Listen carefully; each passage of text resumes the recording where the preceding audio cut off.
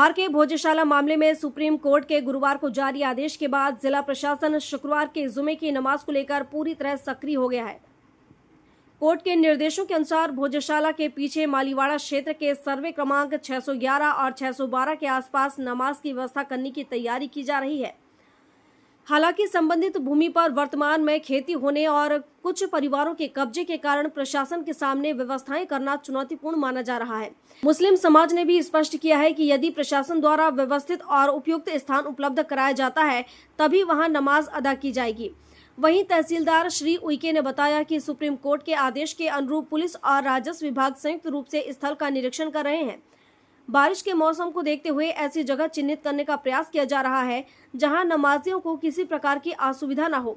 फिलहाल प्रशासन अंतिम व्यवस्थाओं में जुटा हुआ है और सभी की नजर इस बात पर है कि शुक्रवार को कोर्ट के निर्देशों के अनुसार व्यवस्था किस प्रकार लागू की जाती है। देखिए, पहले तो शुक्र अल्हम्दुलिल्लाह जो कोर्ट ने हमारी बात एप्लीकेशन में हमने जो मांगी थी वो कोर्ट ने पूरी बात हमारी रख दी है। ऑर्डर पूरा स्पष्ट है। ऑर्डर प्रशासन के हाथ में आ चुका है और उन्होंने अभी हमें मीटिंग के लिए बुलाया था। हम सब लोग जितने भी जनप्रतिनिधि हैं और जितने भी हमारे समाज के वरिष्ठ हैं सभी यहाँ हाजिर हुए थे और हमने हमारी बातें रख दी हैं। उन्होंने जगह का पूरा मुआयना कर लिया है जो क्लियर आदेश में लिखा है जगह के बारे में भी कोर्ट माननीय सर्वोच्च न्यायालय ने।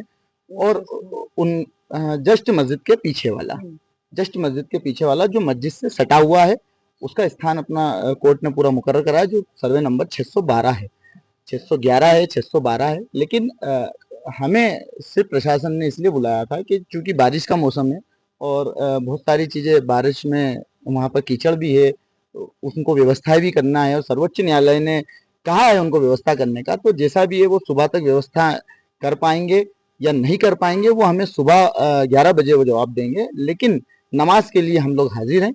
हम जैसा भी है हमारी कम्युनिटी को मैसेज कन्वे कर देंगे सुबह 11 बजे के बाद कि नमाज की क्या व्यवस्था होती है और किस तरीके से प्रशासन वहाँ व्यवस्था करता है, किस तरह से वजू की व्यवस्था करता है, किस तरह से नमाज की व्यवस्था करता है, किस तरह से कीचड़ और पानी की व्यवस्था करता है। ये सब देखने का विषय है जो प्रशासन ने अभी हमको बुला करके मीटिंग में हमसे सजेशन और हमारी राय मांगी थी। हमने वो सारी चीजें यहाँ पर बता दी और उन्होंने भी कुछ सजेशन हमसे मांगे थे, हमने बता दिए। लेकिन एक चीज बिल्कुल क्लियर है, जो आदेश है सर्वोच्च न्यायालय का वो उसका पालन के लिए हम यहाँ हाजिर हुए थे और उसी के लिए हमने जो हमारे हक और इंसाफ के लिए लड़ाई लड़ी थी वो आज हमें सुप्रीम कोर्ट ने पूरी अदा की है। तो हम लोग अभी ये जो अंतरिम राहत है इसकी पहली पेड़ी चढ़े हैं और आगे जो मेन पिटीशन चलेगी 5 अगस्त से जो हेयरिंग चलेगी उसमें जो भी डिसाइड होगा वो अंतिम आदेश रहेगा। अभी ये सिर्फ अंतरिम आदेश है तो इसके तहत हम नमाज पढ़ने के लिए उपलब्ध है और मौजूद है।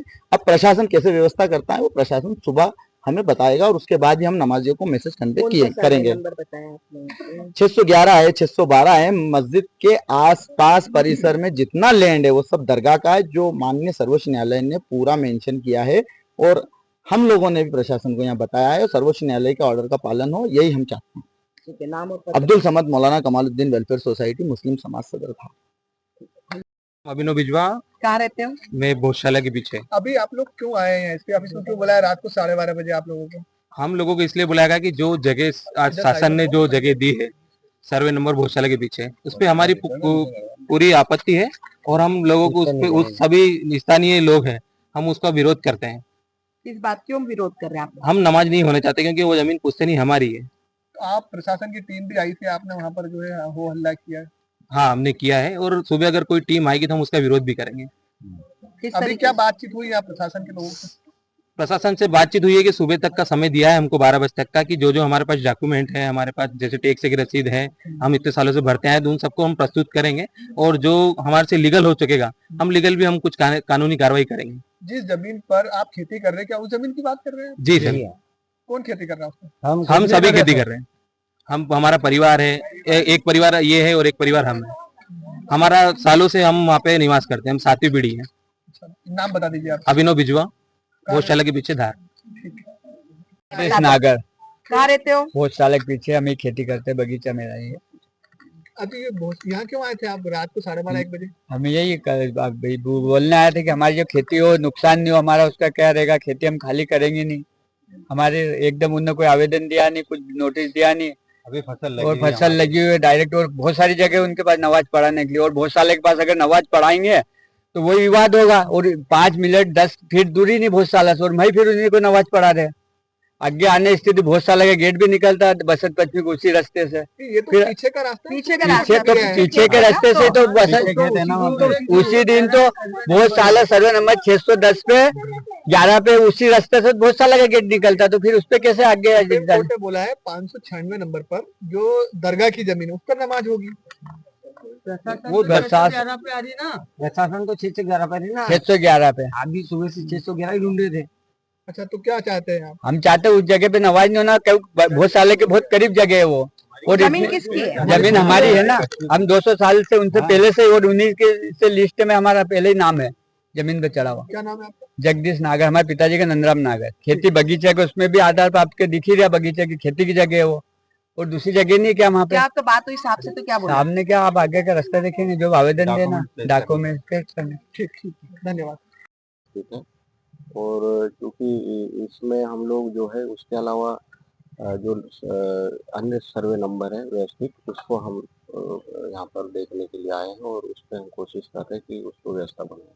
सर, क्या लगता है नमाज को लेकर जो भ्रांतियां हैं, अलग अलग सर्वे आप लोग देख रहे हैं, तो कहाँ नमाज हो पाएगी? जिस जगह आप खड़े, क्या व्यवस्थित जगह है जहाँ पर नमाज अदा हो सकती है?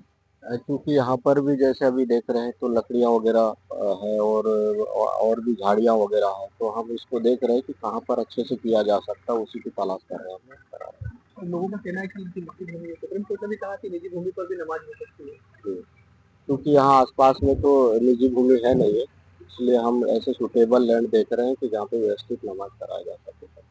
धार से सुरेश तिवारी की रिपोर्ट।